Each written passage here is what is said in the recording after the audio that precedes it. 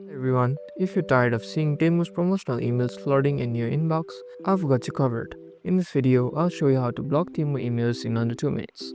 Let's jump right in. First, open the email app that you use, whether it's Gmail, Outlook, or any other platform. Log into your email account if you haven't already. Next, locate one of Temu's emails in your inbox or spam folder. Once you find one, open the email. Now, scroll down at the bottom of the email.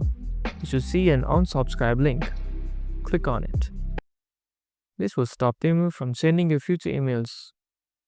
Just follow the prompts to confirm. If you still want to stop all the emails from Temu, you can just block the sender.